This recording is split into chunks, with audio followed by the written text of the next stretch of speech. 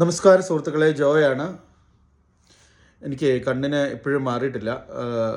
കൺജക്റ്റിവിറ്റീസാണ് കേട്ടോ. അത് ആൾക്കാരെൻ്റെ മുഖത്തേക്ക് നോക്കി അസ്വസ്ഥപ്പെടല്ല, അതുകൊണ്ട് പറയുന്നത് കേട്ടോ നേരത്തെ തന്നെ.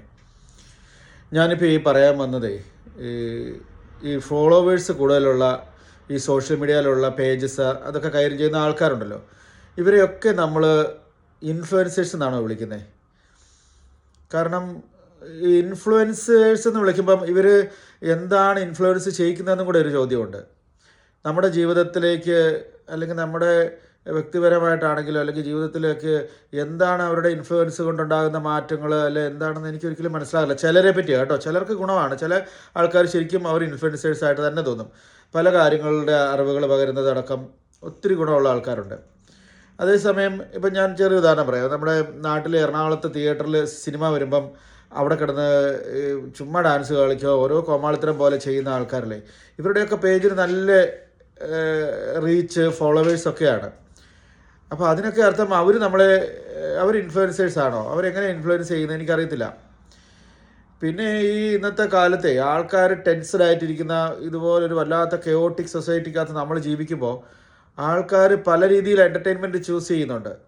അപ്പം ഇപ്പോൾ എറണാകുളത്തെ ആ ഡാൻസ് ചെയ്യുന്നവരെയൊക്കെ ലൈക്ക് ചെയ്തിടുന്ന എന്നാളൊരു വളരെ പ്രശസ്തനായ ഒരാൾ പറഞ്ഞു, ഞാൻ ഇവരുടെ വീഡിയോ കാണാറുണ്ട്, എനിക്ക് എൻ്റെ ടെൻഷനൊക്കെ പോകും ഇവരുടെ. അങ്ങനെയുണ്ടല്ലോ ചില കാര്യങ്ങൾ, അതുകൊണ്ടൊക്കെ ആയിരിക്കാം.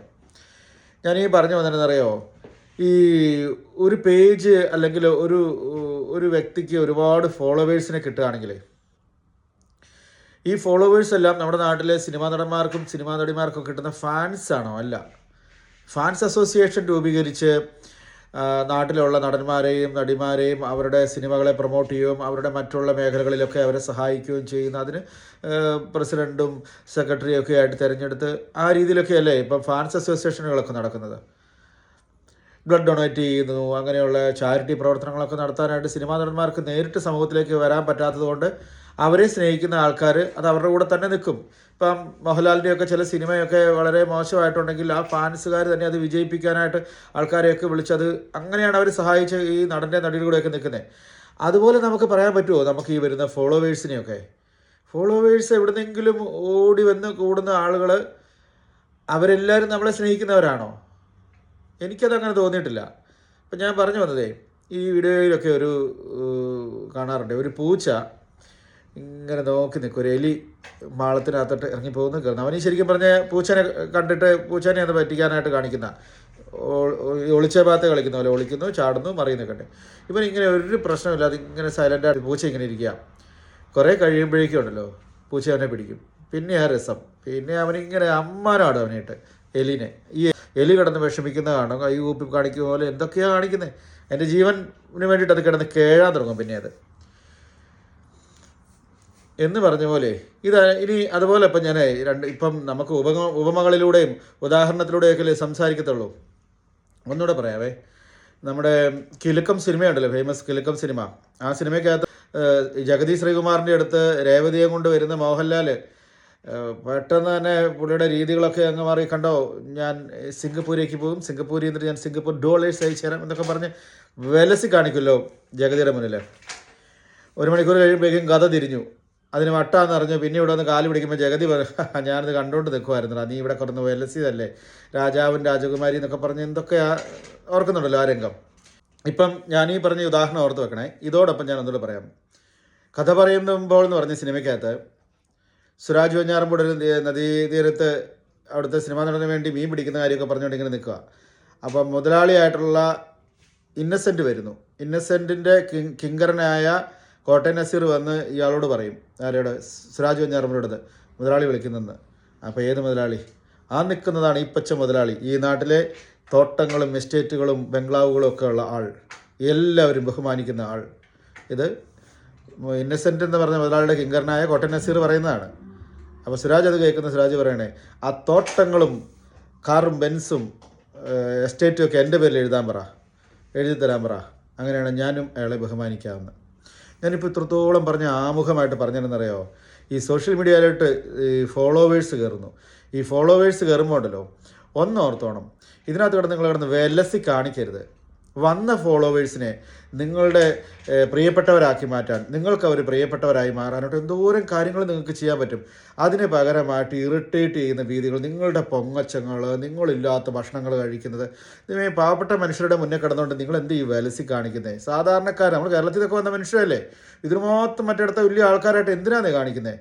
നിലത്തെങ്ങും ഇല്ലാത്ത കുട്ടികളി. അപ്പോഴവിടെയാണ് ഞാൻ നേരത്തെ പറഞ്ഞ പൂച്ച എലിയെ കണ്ട പോലുള്ള ഒരു കാര്യം. അതായത് വന്നിരിക്കുന്ന ആൾക്കാർ ഈ കളി കണ്ടുകൊണ്ടിരിക്കുന്നവരുണ്ട് ഒരു ദിവസം നോർത്തോണ്ട്. അന്ന് ഈ എലിയെ കിട്ടിയ പോലെ നിങ്ങളെ കിട്ടും. അന്ന് ഈ പറഞ്ഞ പോലെ ഇട്ട് അമ്മാനും ആടും. അതിപ്പോൾ കാണുന്നുണ്ടല്ലോ, ഒരു വിസ തട്ടിപ്പിൻ്റെ ഒരു പെണ്ണിൻ്റെ കാര്യം കാണുന്നുണ്ടല്ലോ. എന്നെ ആയിരുന്നു വിലസൽ, ഞാൻ അവിടെ പോകുന്നു, ഇവിടെ പോകുന്നു, ഞാൻ നിമിഷതരങ്ങളുടെ അങ്ങോട്ട് പോകുന്നു, ലോകത്തില്ലാത്ത ഭക്ഷണം എന്തോ ഈ കാണിക്കുന്നേ.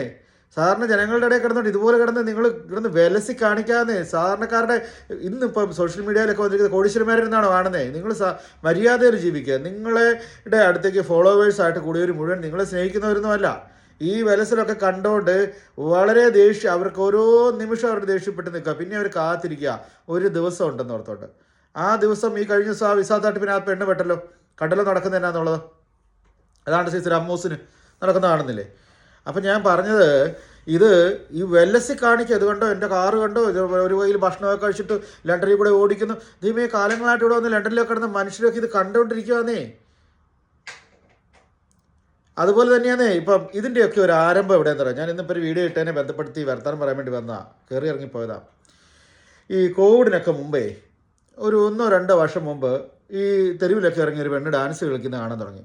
അപ്പോൾ ഇത് ആരാണ് എന്താണെന്നൊക്കെ ഇങ്ങനെ അന്വേഷിച്ച് കഴിയുമ്പോഴേക്കും UK സമാധാനപരമായിട്ട് ആൾക്കാരൊക്കെ ഇങ്ങനെ ജീവിച്ചു പോവുകയാണ്. സോഷ്യൽ മീഡിയ ഒക്കെ ഉണ്ട്, അത്യാവശ്യം ഫോട്ടോയും വീഡിയോ ഒക്കെ ഇട്ട് ആൾക്കാരിങ്ങനെ പോകുന്നിടത്താണ് പ്രകടനങ്ങൾ കൊണ്ടങ്ങ് ഇറങ്ങുന്നത്. ഭയങ്കര പ്രശ്നങ്ങൾ, ഭയങ്കര ഷോകൾ, ഓവർ ഷോ കൊണ്ടിറങ്ങുന്നത്. ഇത് ആരാണെന്ന് ഇങ്ങനെ സംഭവിച്ചപ്പോൾ ക്രോഡോണിൽ ഒരു നടി വന്നിട്ടുണ്ട്.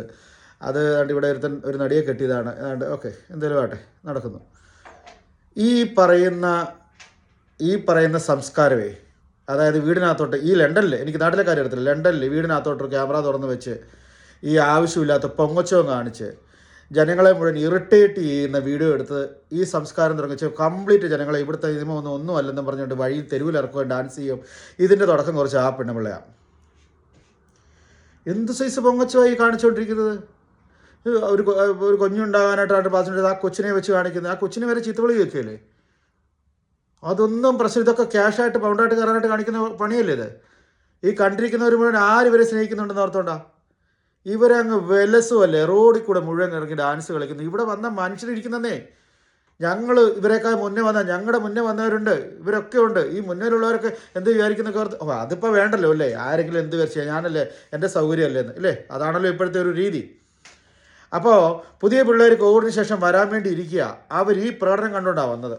ഏത് ഈ ക്രൗഡുകാർ ഇവിടെ കിടന്ന് വിലസുന്നത് കണ്ടിട്ട് വന്ന പിള്ളേരെല്ലാം അതുങ്ങൾ ആ നാട്ടിലാണ്ട് ടിക്ടോക്കും എന്നാ പറയുന്ന ഈ റീൽസും ഒക്കെ റെഡിയാക്കി നിന്ന സമയത്ത് UK ചെന്നാൽ ഏതാണ്ട് വഴി കൂടെ മുഴുവൻ കിടന്ന് കളിക്കുക, എന്ത് വേണമെങ്കിലും കാണിക്കുക, ആരും ചോദിക്കാനും പറയാനുമില്ല, പോയേക്കാന്നും പറഞ്ഞുകൊണ്ട്.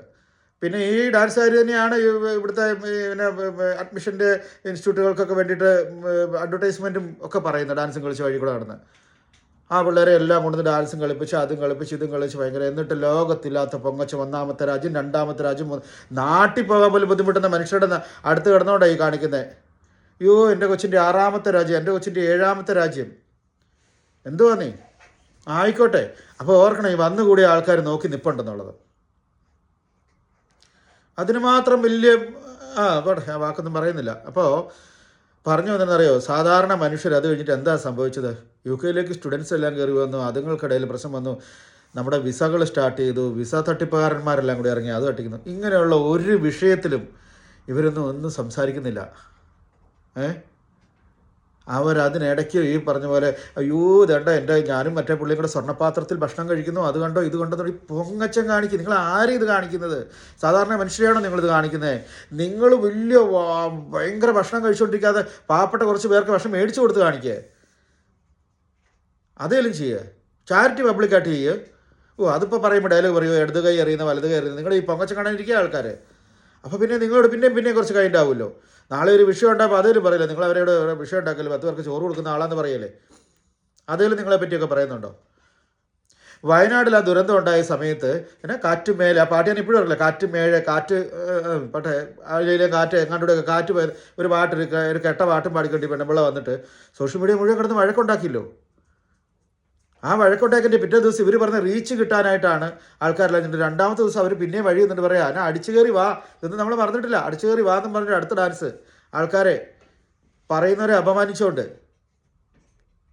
നിങ്ങളൊരു കാര്യം മനസ്സിലാക്കണം ജനങ്ങളെ, നാട്ടിലുള്ള ആൾക്കാരാണെങ്കിൽ എല്ലാവരും ഒന്ന് ഓർക്കണേ, ഇതൊക്കെ UK നടക്കും, ഇതൊക്കെ ഇവർക്ക് ആണ്ടൊക്കെ ഭയങ്കര നിയമം അറിയാം, അതുകൊണ്ട് ഇവരിങ്ങനെ ഒന്നും അല്ല കേട്ടോ. നിങ്ങൾക്കറിയാവോ 10-50 വർഷമായിട്ട് ഇവിടെ വിസ ഇല്ലാതെ ജീവിക്കുന്ന മനുഷ്യരുണ്ടെന്നേ, ഇവിടെ ബിസിനസ് ചെയ്യാതെ ജീവിക്കുന്ന ബിസിനസ് ചെയ്തുകൊണ്ടിരിക്കുന്നവരുണ്ടെന്നേ, ഒരു വിസ ഇല്ലാതെ ബിസിനസ് ചെയ്തുകൊണ്ട് ഗവൺമെൻറ്റിനെ കളിപ്പിച്ച് ജീവിക്കുന്ന മനുഷ്യരുണ്ടെന്നേ. ഇവിടെ വിസ ഇല്ലാതെ ജീവിക്കുന്നവർ, പിന്നെ ഡ്രൈവിംഗ് ലൈസൻസ് കാലങ്ങളായിട്ടില്ലാതെ വണ്ടി ഓടിച്ചു അങ്ങനെ എത്രയോ ആളുകൾ ഇരിപ്പുണ്ടെന്നറിയാമോ. അവർ ശ്രദ്ധയിൽപ്പെട്ടാൽ അവർ നിയമത്തിൽ അടിമപ്പെടും, പിടിക്കപ്പെടും. UK കുറേ കാലമായിട്ട് നടക്കുന്നത് നിങ്ങൾ മനസ്സിലാക്കിയില്ലേ? ഗവൺമെൻറ് ഒരു സ്ഥിര ഗവൺമെൻറ് ഉണ്ടാവാതെ അങ്ങോട്ടും ഇങ്ങോട്ടും ചലിക്കുന്ന ഗവൺമെൻറ്റും പോലീസ് സംവിധാനങ്ങൾ ശരിയായിട്ട് അവർക്കും അതിനുള്ള ആളെ കിട്ടുന്നില്ല. ഈ റെഫ്യൂജീസ് എല്ലാം വന്നു കഴിഞ്ഞിട്ട് പിന്നീട് അവരുണ്ടാക്കുന്ന വിഷയങ്ങൾ അവർ തെരുവിലടിക്കുന്നു.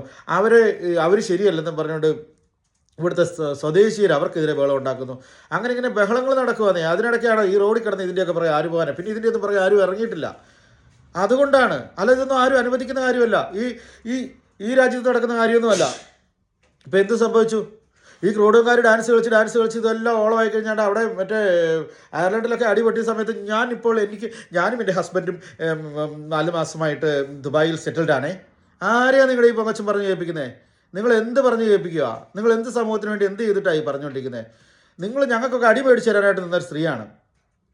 ഇന്ന് ആ വിസ തട്ടിപ്പിക്കാരിക്ക് വേണ്ടിയിട്ട് കഴിഞ്ഞ ദിവസം ഒരു വീഡിയോ ഇട്ടിരിക്കുന്നു. അയ്യോ തെറ്റുകൾ സംഭവിച്ചു, അവരുടെ ആ വിഷയത്തിനകത്ത് ആരോ മരിച്ചു എന്ന് വരെ പറയുന്നു. പിള്ളേർ മുഴുവൻ ഇളകി നിൽക്കുന്നൊരു വിഷയമാണ്. അപ്പോഴേക്കും വന്നിരിക്കുകയാണ് പുതിയ കാര്യങ്ങൾ പറഞ്ഞുകൊണ്ട്. ആരും നിങ്ങൾക്കൊന്നെതിരെ സംസാരിക്കാനില്ലെന്നോ? ഇവരൊരു മനസാക്ഷി ഇല്ലാത്തതെന്ന് എനിക്ക് തോന്നിയിട്ടുള്ളൂ. കാരണം അവർ കുഞ്ഞിനെയൊക്കെ പറ്റി എന്തൊക്കെ പറഞ്ഞാൽ അവർ വീഡിയോ ഇടാറുള്ളത്. അവർ തോന്നുമല്ല ഇവരുടെ വീട്ടിലോട്ട് വീഡിയോ തിരിച്ചു വെച്ചിട്ട് ഉള്ളത് മുഴുവൻ എടുത്തിട്ട് ഇട്ടോട്ടെന്നേ.